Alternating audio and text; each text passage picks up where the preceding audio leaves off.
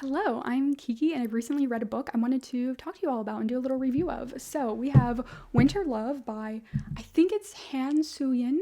I tried to Google and find some pronunciations. I found a video from her speaking to UCLA in 1965, and that is how the host introduced her. So I do apologize if that is not correct. Before I read this book, which I read for a book club, I had never heard of this book nor this author. Now I'm so happy that I have. I'm so happy I can kind of see what else Soo-yin has published because wow, the writing in this book is just so good. That's my quick review. The writing is fantastic. Oh, look, cried Mara, how beautiful. The sun had burst its last slanting gold between two hills, and all the valley glowed. In a few minutes, it was gone. Did you see, Red, how beautiful that was? I said, yes, but we can't live just on sunbeams. So this book is a quiet, slow, reflective, and haunting romance between two young women during the last years of World War II in London. Red and Mara are quickly drawn to each other and develop a complex relationship. So there are many obstacles against them, as you might suspect. In any good romance, in any good love story, there's obstacles.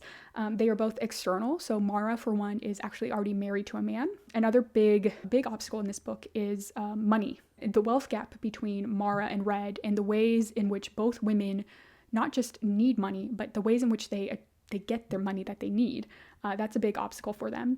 And then, of course, general attitudes towards same-sex couples in this era. That is perhaps the biggest obstacle. And then there are also internal obstacles that are manifested in their own personalities. For one, Red, who is our narrator of this book, her general attitude and temper and how awful she kind of is as a partner, to be honest, is, in my opinion, the biggest internal obstacle in their way. And then as well, Mara is very, very new to, this is the first time that she has experienced these emotions and attraction to a woman.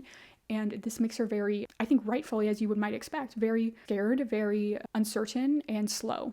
Versus Red, this is at least her second relationship with a woman, and it's a vastly different dynamic now, but you can tell that she is very traumatized by her previous relationship with a woman because in some ways she reenacts the worst parts of that relationship onto Mara, almost like she can't help herself, almost like she doesn't know how else to be in a relationship. That's a very compelling things going on because they do kind of get together relatively quickly, or at least there is an acknowledgement of feeling and passion between them. And then it's really these obstacles that they have to fight. What makes this novel so good is the writing. It is just gorgeous prose and a very interesting style. I will say that while I enjoyed reading it, it was kind of hard for me to keep wanting to pick up and finish.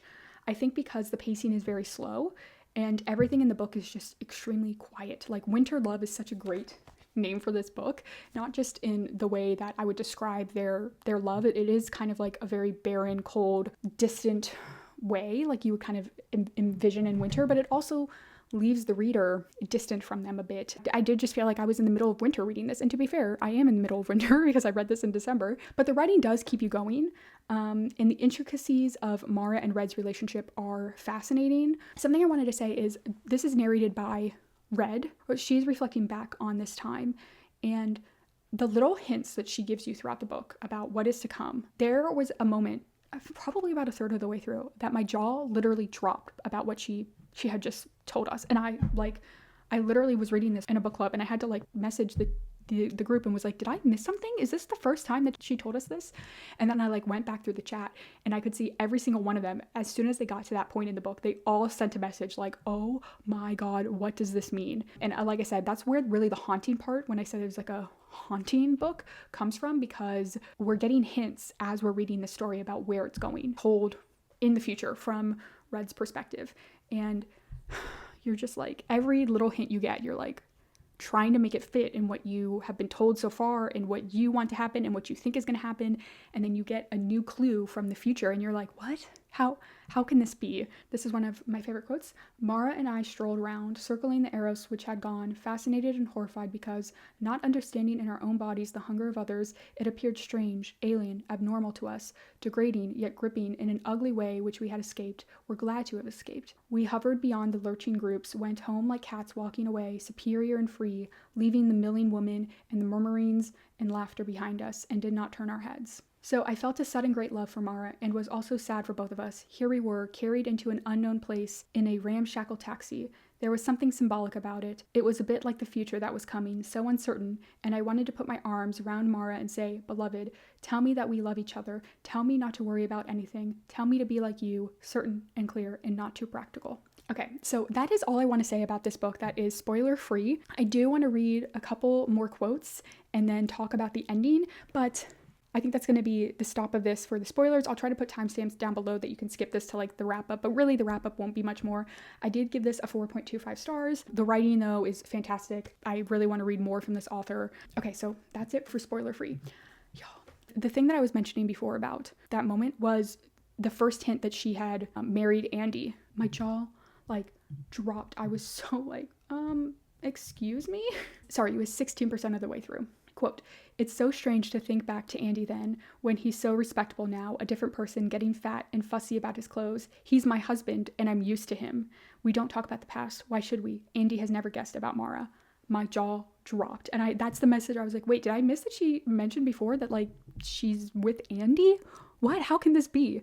As we get more and more to the end of this book and therefore relationship, and we get more of Red's like depression. Oh my gosh. This is the last couple of paragraphs in the book. Quote, if someone tells me that all my life will be like this, listening to the radio and sleeping and eating with Andy, getting up in the morning and bed at night, I'll kill myself. Sometimes I pretend that I'm on a hill in Wales and Mara by my side, the sun dancing on her skin, a little cloud like a blotter on the mountain beyond. And so I go on, as autumn deepens and the darkness draws in to another constricting winter, towards a cold, so cold, short day, so short, you must turn on the lights by 4 p.m. So I turn on the lights and the radio loud and draw the curtains against the night. And then, like, before when we find out about that other couple at the inn that they were staying at, and eventually the woman goes back to her husband, and the other women that she's involved with, we find out Red learns killed herself by sleeping pills. And she's like, I don't think Mara ever found out, but we don't know whatever happened to Mara. Mara just walks off one day. And it's like, is that little story, was that our clue about Mara's ultimate fate? Did she walk off one day, go into a hotel and kill herself? And then you have Red like contemplating suicide as well because her life is empty with this husband that she doesn't love, and she did this all for money. Like, again, the money aspect of this book was so compelling, how much money mattered to them, how much it mattered in the relationship. Red was constantly thinking, okay, how can I like pay for Mara, because she's no longer using her husband's money, but she has certain styles and tastes, and she has an upper class, sensibilities, and I have to provide for her. And then when Red's inheritance is threatened because of her relationship with Mara, and Mara has a similar thing where she's going to be cut off from her husband, from society, from money, Mara chooses Red, and Red is like, I really want this money though. And so Red chooses Andy. Oh my gosh, like so sad. A great end. So much to talk about here, so much to think about. Like I said, the writing was fantastic, but I could not believe how it ended. I mean, it ended great, but I was like, oh my gosh, it's so, again, that's why it's called winter love to me. It was a love that was doomed to fail to begin with. It started in the winter days of a war. The war is finally ending. It started in the winter days of their youth. If you haven't read it yet, hopefully, sorry for all the spoilers, but maybe you should read it because it is fantastic. And that is A Winter Love. All right. Thanks so much for watching. Like, subscribe, all those fun things if you're interested in hearing more of what I'm reading and my reviews. Have a good day.